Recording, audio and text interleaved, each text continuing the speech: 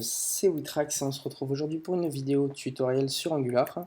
On continue donc après l'installation, on va voir les bases, donc créer un composant, mettre du HTML et insérer donc une variable dans du HTML. Voilà. Donc pour ce faire, je vous invite à créer un composant dans un premier temps avec ngGC, donc là, vous l'appelez comme vous voulez, header. Moi, je l'ai appelé header. Là, je vais en créer un nouveau pour le test. Je vais l'appeler par exemple navigation. Parce que c'est bien d'avoir des composants qui sont vraiment, voilà, qui représentent le minimum possible en termes d'éléments HTML. Voilà, si vous pouvez différencier une navigation, un logo, le header, tout ça, c'est vraiment ce qu'il faut faire. Voilà, donc là, moi, je vais vous montrer avec le header comment ça marche. J'ai créé mon header qui est ici, et j'ai également créé ma navigation qui vient de se créer ici. Dans le header, on va voir que l'on a un nom de selector qui va nous permettre donc de l'utiliser dans le HTML. On va retourner sur notre index.html. Moi, j'ai fait le vide dans root.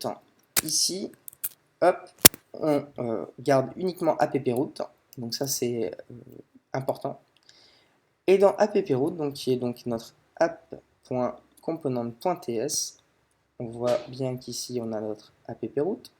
On va aller tout simplement dans l'HTML et lui dire bah, tu nous insères le app header. Donc approot va contenir tout ce qui est élément majeur du site. Donc par exemple le header, le core et le footer. Donc normalement on devrait trouver voilà, 4-5 balises au grand maximum, puis après voilà éventuellement des conditions, des variables injectées, tout ça. Ça c'est ce qu'on verra plus tard. Donc ici on met juste app.header sans rien dedans et on va tout simplement aller dans le header.html et mettre test. On va mettre un style si on veut. Donc on peut mettre une classe ou tout simplement. Donc ce qui est intéressant, je vais même vous montrer avec une classe. On va mettre classe égale title. On va pouvoir tout simplement dans header.component.ts créer notre classe et elle sera directement interprétée.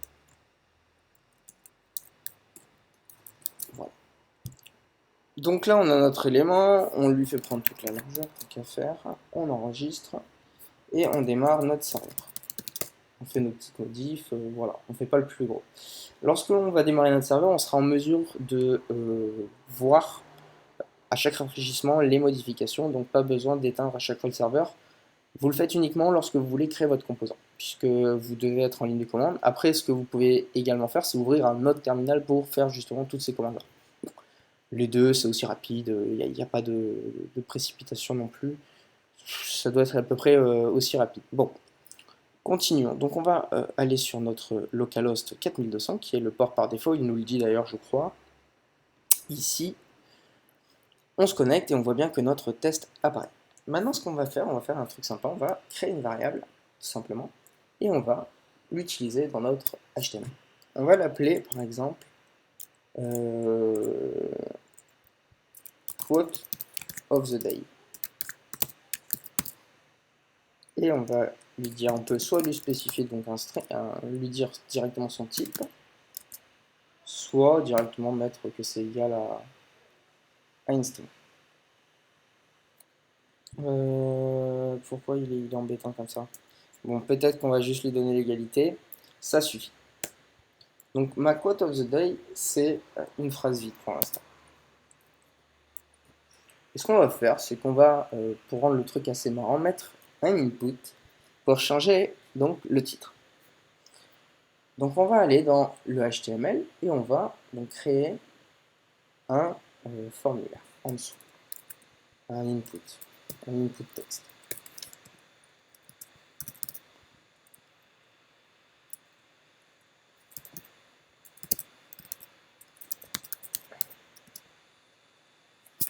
Là, on va lui donner un nom de champ pour pouvoir le récupérer. Je vais vous montrer comment. Donc là, on va l'appeler phrase. J'ai pas d'idée, hein, vraiment. Et voilà, ça devrait à peu près suffire. Si je dis pas de bêtises, ça devrait suffire. On retourne ensuite. Donc, on va déjà voir ce que c'est bien là. On va centrer notre élément pour que ce soit un peu plus joli. Donc on va mettre ça dans une div classe et bien appelle md. Là ça fait 2, c'est pas très grand. Avec un offset colmd offset et un offset de 4. Voilà, ça sera à peu près centré. Et ça sera plutôt joli, je pense. Donc là, faites gaffe à ce que ça soit pas mal écrit niveau HTML, sinon ça pète aussi, entre guillemets. Alors là, il ne l'a pas centré, sinon, enfin, colmd offset. Pourtant, je lui ai bien dit de me mettre un petit offset, mais il n'a pas voulu.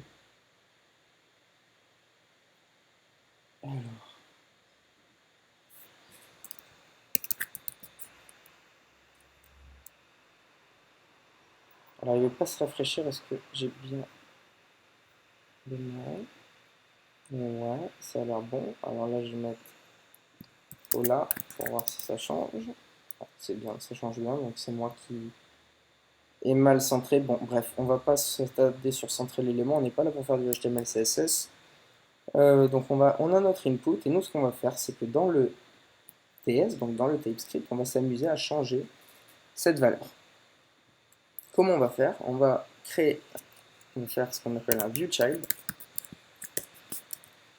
De notre élément, on va appeler donc phrase.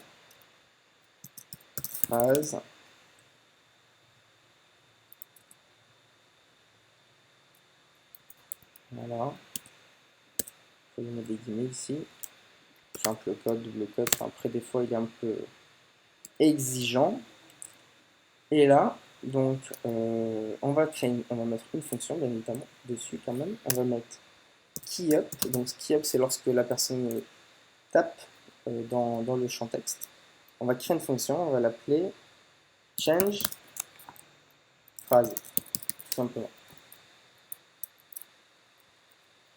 Avec un $event.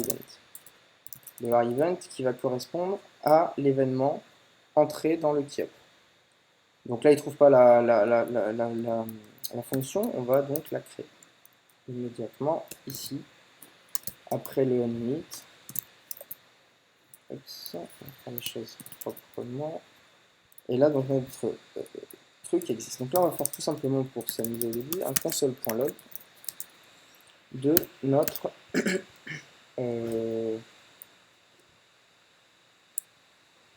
event. Donc là d'ailleurs, j'ai pas oublié de le spécifier, mais il faut lui dire qu'il va recevoir un event. Vous n'êtes pas obligé de mettre le dollar. Hein. Hop, je vous montre.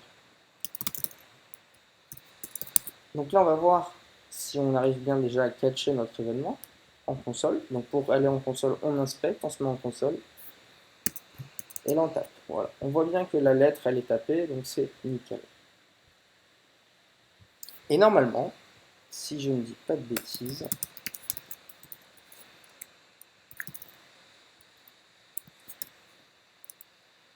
on va pouvoir récupérer notre phrase.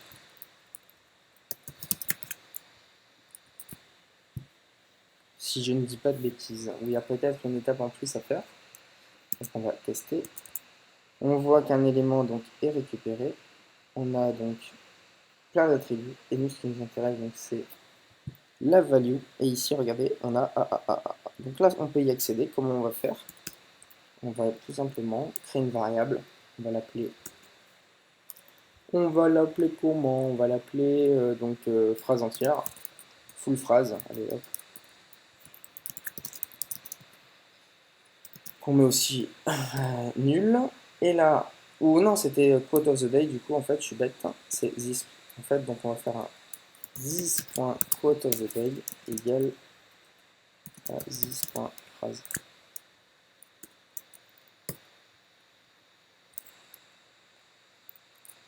Et nous, ce qu'on va faire, donc ici, on va mettre hola, comme tout à l'heure.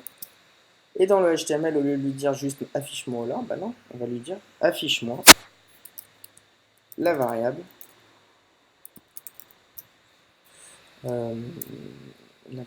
quote of the day. Et pour être sûr qu'on a bien le changement, on va faire un ngFor. Un ng if, un ng for. Je suis pas sûr, je sais pas si c'est obligatoire. On va vérifier. Alors là, on a un object. Donc bon, déjà, on a une modification qui s'applique, c'est déjà pas mal. Et là où j'ai fait une bêtise, en effet, donc on y est presque, c'est qu'au lieu de donner l'objet, il faut donner bien évidemment le chemin complet pour accéder à la value. Donc c'est this.phrase. Point. Alors, parcours, on a la chance d'avoir point value. Si je ne dis pas de bêtises. On va peut-être récupérer comme ça. Non, ce n'est pas récupéré là, en l'occurrence. Point native élément. Point value. Peut-être possible. Je sais pas si c'est avec ça. Non, non, non, non, non, c'est pas avec ça. Donc on avait dit que pour accéder donc, à la variable, on allait dans native élément. Value, mais sans les. Mais en fait, c'est lui qui m'a mis les crochets, je sais pas pourquoi. Est-ce que ça va marcher comme ça? Et c'est nickel. Donc là, le titre change. Quote of the day. Voilà. Donc là, je vous ai montré typiquement comment interagir entre un input et, une variable qui va être affichée. Je vais vous montrer dans les prochaines vidéos comment gérer les événements de composant à composant pour pouvoir, par exemple, afficher du contenu différent ou des choses comme ça. Et je vais vous montrer également voilà, quelques astuces pour injecter des données donc, dans un composant. Voilà pour cette vidéo, j'espère que ça vous a plu. Si vous avez des questions, n'hésitez pas à poser-les et j'essaierai d'y répondre voilà, dans la limite du possible. A plus!